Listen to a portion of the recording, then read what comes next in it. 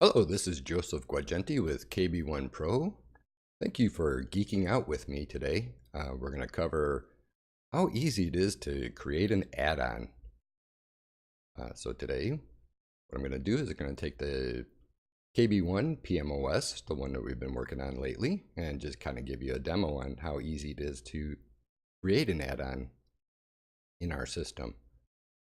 So to start off with, what we have is the different versions of SAP that we're currently supporting.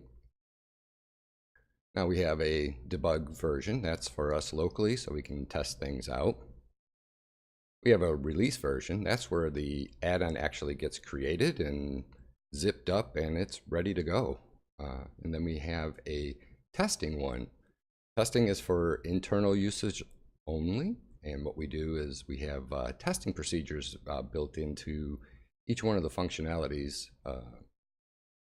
Let's say like a sales order or an item. And we have test procedures that are both good and bad. And then we want to see the error codes that get returned from that, which is a whole nother subject I'll cover when I start getting into error codes and automatic language generation, and how easy that is as well, because it's all part of the parser. So let's just start off with our release add-on for a 9.1 64-bit, because we do support both 32 and 64. And let's go ahead and build this. So as we'll just go build, rebuild solution. Now what I'll show you here is that during the process of why it's rebuilding, we have a folder called released add-ons, and of course whether or not it's one of our clients or one of our add-ons. So let's just go into there and the PMOS, and then the different release versions and the test version. So we're going to be building this one here. So what'll end up happening is one of them will pop up here as soon as it's a part where it's starting to take the add-ons and building and putting them into a zip file. During this process down here, encryption's taking place on all the source code, as well as obscursion. So it's obscuring the code, making it into a big spaghetti mess. Probably over the last few years, maybe 10 years, I've received about 12 add-ons for review, and it's one of the first things I check from those individuals. Okay, so let's go into that directory because it just got created. And I find out that they're not obscuring their code, and it's just easy to read. So what ends up happening is we get an installer, we get our ARD file for installing, and then it just gets created into a zip file with its version. Our versioning for SAP and everything else is very simplistic. The SAP version, the year, the month, the day, and the hour. So there's no versioning that's like 1.1.6, so you know exactly what version that you're running, how old it may be, just by looking at the version. And then that all gets created into a little zip file. So now let's hop on over to SAP. On this screen, I'm running 2 monitors in a virtual box. Administration, stir an add-on, click.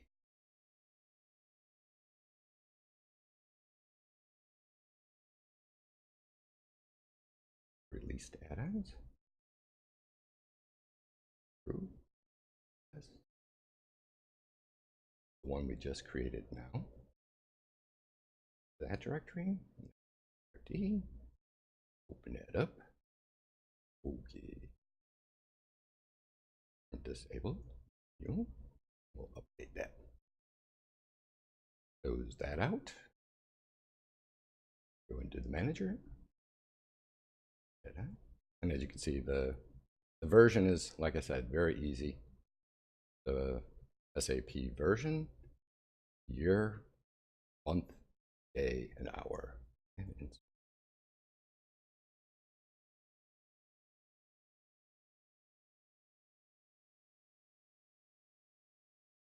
here, the installer. In here, we also display the shareholders of the product. We're going to reformat this to give the shareholders a much bigger view on this screen. We'll just say install. And the agreement. Just a little information. It says, hey, you should have this in a test environment. Anytime you do any add-ons whatsoever, any add-on, you should put it in a test environment first to make sure. Boom. Done. There. Go to our add-ons. There it is. And start.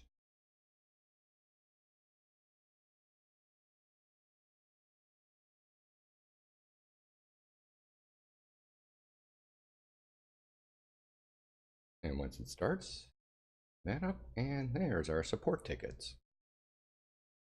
So let's close that out. Go to add-ons, add-on administration.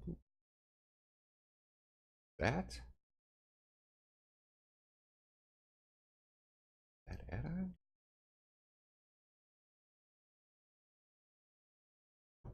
And close out SAP. Go. Now let's hop back on over to our other screen. And what we'll end up doing here, I mean, it's still the same hour, 1300. Let's go ahead and we just got ourselves a new stakeholder. So just change the icon. So rebuild the solution. Back on over here. Again, it's going to be the same hour, so it's just going to replace the data that's in here. And that's doing that. Let's hop on over to SAP. That. While that's running, it'll build. We'll just hop back on over to our SAP screen so we can watch the uninstall.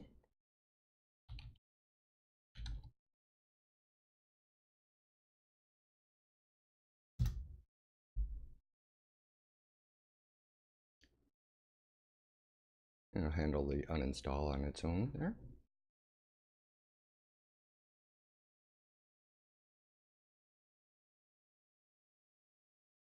Again, pops up with the stakeholders.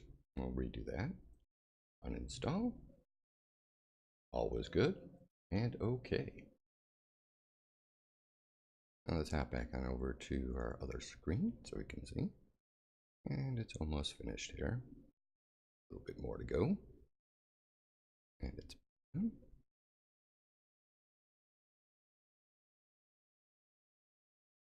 There we go, all done. So let's hop back over here. Oops, keep doing that. Hop back on over the screen here. Go to administration. Add-on. Add-on.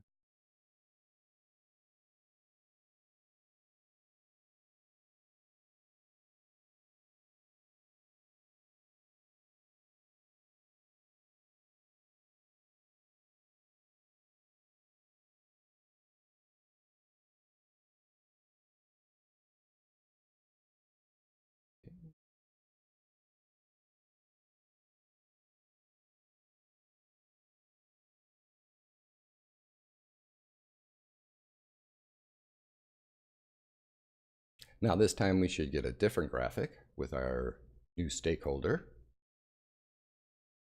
And there he is.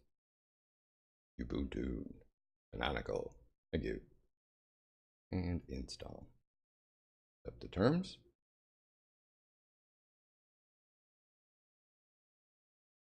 And all done.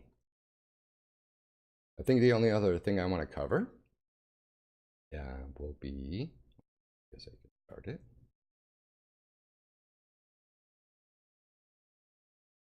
The only other thing I think I would like to cover is where we put all of our events that take place.